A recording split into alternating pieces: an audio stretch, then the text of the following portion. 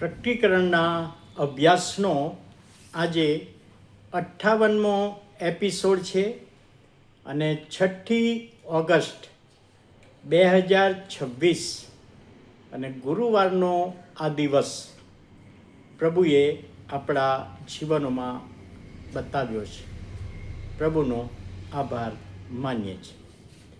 ગઈકાલનો જે પ્રશ્ન હતો કે મૂસાએ અરણ્યમાં કયા લાકડાનો કરારકોષ બનાવેલો, અને જવાબ છે બાવળના લાકડાનો.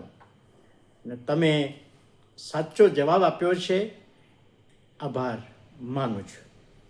ગઈકાલે આપણે જોયું હતું સ્વર્ગમાં જે મંદિર ખુલ્લું હતું અને એમાં કરારકોષ જે લાંબા વર્ષોથી કોઈ એની ખબર નથી, ક્યાં છે જાણતા નથી, એ કરારકોષ યોહાન કહે છે મેં સ્વર્ગમાં ઈશ્વરની હાજરીમાં જોયો. એ બાબત આપણે જોઈ હતી.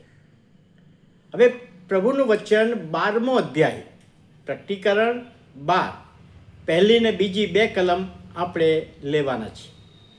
પહેલી કલમ લખ્યું ત્યાર પછી એટલે કે યોહાને સ્વર્ગમાં ખુલ્લું મંદિર જોયું, એ મંદિરમાં જે કરારકોષ જોયો, ત્યાર પછી આકાશમાં મોટું ચિહ્ન જોવામાં આવ્યું. યોહાન કહે છે મેં સ્વર્ગમાં આકાશમાં મોટું ચિહ્ન જોયું. હવે નિશાની ચિહ્ન કોનું હતું? ત્યાં લખ્યું છે સૂર્યથી વેષ્ટિત એક સ્ત્રી જોવામાં આવી. સૂર્યથી વેષ્ટિત, સૂર્યના પ્રકાશથી વેષ્ટિત થયેલી એક સ્ત્રી જોવામાં આવી. તેના પગ તળે ચંદ્ર અને તેના માથા પર 12 તારાનો મુગટ હતો. આ પહેલી કલમ કહે છે. હવે યોહાન કહે છે મેં આ એક પ્રતીક જોયું, નિશાની જોઈ, સિમ્બોલ જોયું. સૂર્યથી વેષ્ટિત એક સ્ત્રી. તો આપણને પ્રશ્ન થાય, ને ઘણા બધાને પ્રશ્ન થાય પ્રકટીકરણનું પુસ્તક વાંચતા, કે આ સૂર્યથી વેષ્ટિત થયેલી સ્ત્રી કોણ? અને એના માટે રોમન કેથોલિક ચર્ચની જે માન્યતા છે કે સૂર્યથી વેષ્ટિત થયેલી સ્ત્રી એટલે મરિયમ. અને એ લોકો મરિયમ તરીકે આ સ્ત્રીને ઓળખે છે. પ્રકટીકરણ 12મા અધ્યાયની જે નિશાની પ્રતીક છે એ સ્ત્રીને. હવે આ સ્ત્રીથી પ્રભાવિત થયું છે. સ્ત્રીના પગ નીચે ચંદ્ર છે અને માથા પર 12 તારાનો મુગટ મૂકેલો છે. 2 બાબતો બતાવી છે. તો પ્રશ્ન એ થાય કે મરિયમના માથા ઉપર તો કદી કોઈ મુગટ જોવામાં આવ્યો નથી. તો પછી એ થિયરી, એ માન્યતા બંધ બેસતી આવતી નથી. હવે બહુ ધ્યાનથી આપણે સાંભળીએ. અહીં આગળ જે ખુલાસો છે એ પ્રમાણે ત્યાં લખવામાં આવ્યું છે સૂર્યથી વેષ્ટિત એક સ્ત્રી જોઈ, તેના પગ તળે ચંદ્ર, તેના માથા પર 12 તારાનો મુગટ. તો હવે તમને જૂના કરારનો એક પ્રસંગ યાદ કરાવું. જૂના કરારમાં પ્રભુના વચનોમાં ઉત્પત્તિનું પુસ્તક તેનો 37મો અધ્યાય અને 9મી કલમથી આગળ તમે વાંચશો તો યુસુફને એક સ્વપ્ન આવેલું. યાકૂબના 12 દીકરા એમાંના યુસુફને સ્વપ્ન આવેલું કે ખેતરમાં આપણે પૂડા બાંધતા હતા અને મારો પૂડો ઊભો રહ્યો, તમારા બધાના પૂડા નમ્યા મારા પૂડાની આગળ, સૂર્ય ચંદ્ર નમ્યા. અને આ જે સ્વપ્ન હતું એ સ્વપ્ન કઈ બતાવ્યું? ત્યારે યાકૂબના 12 દીકરા એટલે યુસુફના બીજા ભાઈઓ નાખુશ થયા. શું અમે તારી આગળ નમવાના છીએ? આપણો બાપ ને મા તારી આગળ નમવાના છે સૂર્ય ચંદ્ર એટલે? એ બાબત આપણે જાણીએ છીએ. ઉત્પત્તિના પુસ્તકમાં સૂર્ય ચંદ્ર અને 11 તારા નમ્યા. હવે એ જ આખો પ્રસંગ અહીંયા આપણે લઈએ. સૂર્યથી વેષ્ટિત એક સ્ત્રી જોઈ. તેના પગ તળે ચંદ્ર અને માથા પર 12 તારાનો મુગટ હતો, એટલે ઇસ્રાયેલી પ્રજા કહેવાય. આ પ્રતીક, આ વેષ્ટિત થયેલી સ્ત્રીનું પ્રતીક એટલે ઇસ્રાયેલી પ્રજાનું પ્રતીક છે. યાકૂબના 12 દીકરાની જે પ્રજા થઈ એ ઇસ્રાયેલી પ્રજાનું પ્રતીક છે. એ આ સ્ત્રીના હકમાં કહી શકાય.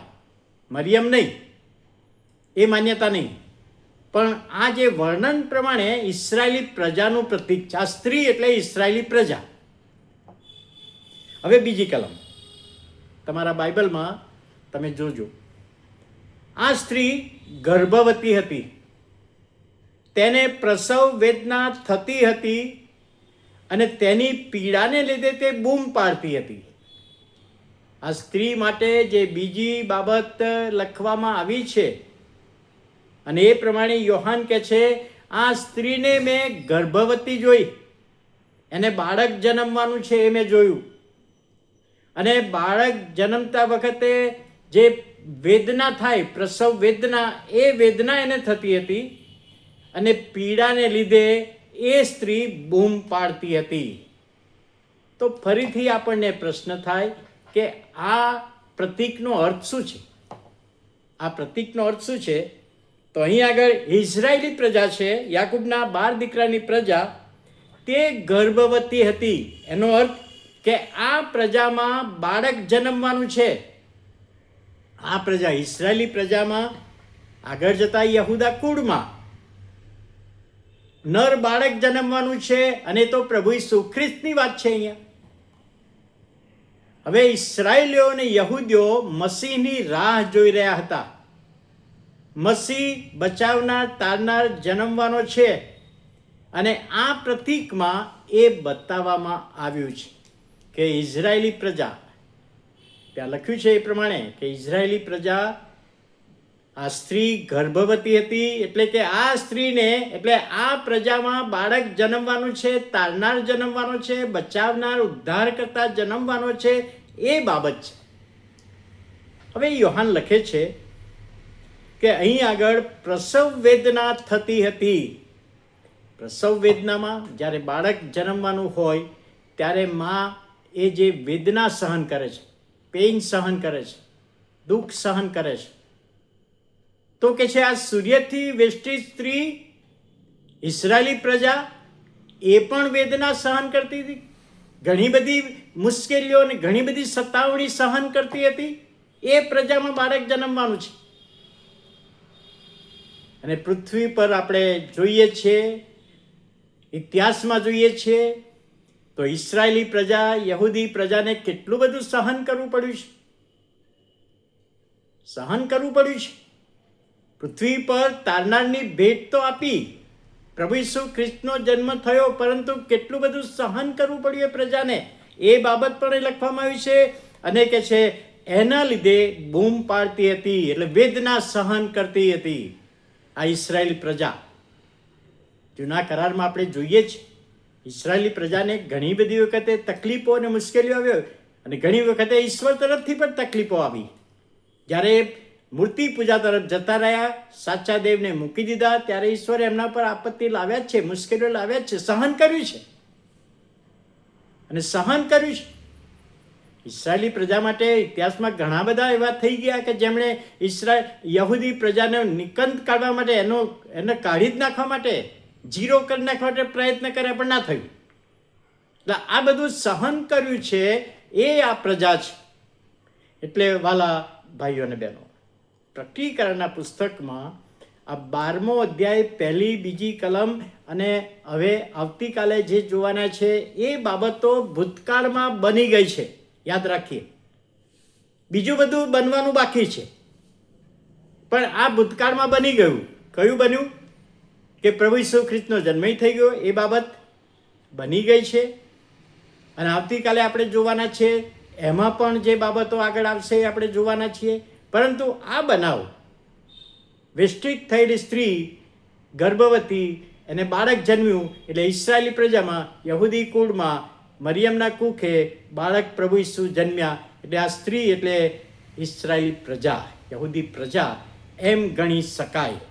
તો વાલા ભાઈઓ અને બહેનો, સમજવાને માટે પ્રભુ સહાય કરે, મદદ કરે. અને આજનો પ્રશ્ન, જે સૂર્યથી વેષ્ટિત સ્ત્રી હતી, એના માથા પર કેટલા તારાનો મુગટ હતો? કેટલા તારાનો મુગટ હતો? તમારો જવાબ કોમેન્ટ બોક્સમાં આપશો. પ્રાર્થના કરીએ. વાલા પ્રભુ, આભાર માનતા તમારા નામને ધન્યવાદ આપીએ છીએ. આજનું વચન સમજવામાં તમારી કૃપા આપો, દોરવણી આપો, સહાય પૂરી પાડો. ઈસુ પ્રભુના નામમાં સાંભળો, માન્ય કરો. આમેન.